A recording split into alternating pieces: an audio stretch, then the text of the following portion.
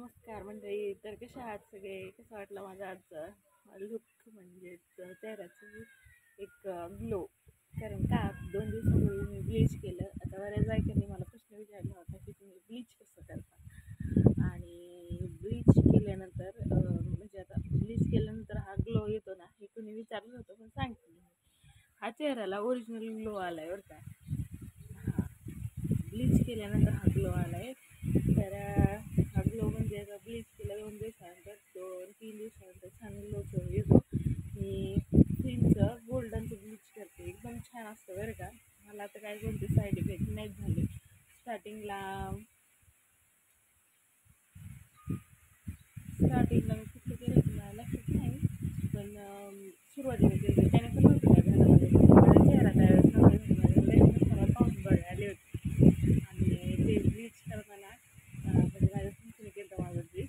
तर ते नवीन पाहुणे बघायला आले त्यावेळेस होता उन्हाळा, आणि उन्हाळ्याचं माझं सगळं चेहऱ्याचं खवलं झालं होतं.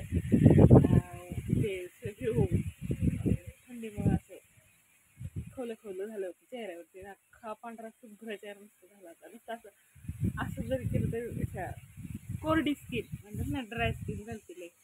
म्हणून माझ्या चुलतीने माझं ब्लीच केलं होतं. आणि ॲब्रो आहेत ना, अशा ॲब्रोला आकार दिला होता, एकदम भारी केलं होतं मला.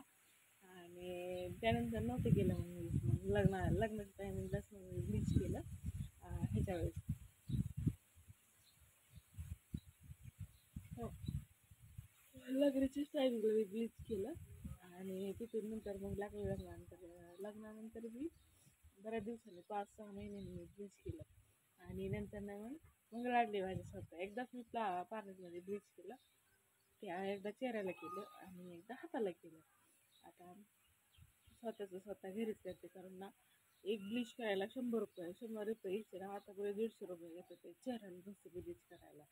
आणि आता मी घरीच करते बऱ्याच गोष्टी, कारण ह्यात बरेच पैसे वाचतात. एक जर डब्बी आणली ना, तर त्यात एक 70-75 वाले डब्बे आणली ना, तर त्यात ते 2 ब्लीच होतात. 3 लिहिलेले असतात तर 2 होतात, चेहऱ्याचे 2 होतात. आता कोणाचा चेहरा छोटा असेल, चेहरापट्टी छोटी असेल, तर त्याचं ते 3 व्हायला बसले. पण मला 2 होतात. मला पूर्ण जास्त लागते क्रीम लावायला. आणि दुसरी गोष्ट म्हणजे हाताचं म्हणल्यावर त्याला बरीच क्रीम लागते. एका टायमिंगला एक डब्बी पूर्ण म्हणजे लागते मोठी. तर ह्याच्यात मी चेहऱ्याचं केलं होतं. तर तुम्ही म्हणत असाल की तू फिल्टर नाही लावला. मी जसा आहे असाच माझा चेहरा आहे. तर बघा, कोणाला आवडलं तर नक्की सांगा. काय करायचं, ते ब्लीचा डब्बा आणला क्रीमचा. आणि ऑलिव्हियाचं पण असतं बरं का. ऑलिव्हियाचं नव्हतं केलं मी, पण ते मला माहीत पण नाही ते लावतं ऑलिव्हियाचं काय इफेक्ट करतं. पण त्याचं एक आणलं ना ते डब्बा, त्यातली ती जी ब्लीच क्रीम असते का नाही, ती क्रीम 1 चमचावर घ्यायची. जी ह्याची क्रीम लावायची असते ती त्याच्यात आलेली असते मोठ्या डब्यात. तर ती क्रीम घ्यायची चमचाभर. आणि दुसरी क्रीम ह्याची असते, ती दुसरं असते, ती ॲक्टिवेटर असतो. तो ॲक्टिवेटर त्यात 2 चमचे येतात बरं का. एक मोठा चमचा येतो आणि एक बारका चमचा येतो. तर त्यातला मोठाचा चमचा असतो प्लास्टिकचा, असा खोलगट चमचावाली, त्याने ती मोठी क्रीम घ्यायची.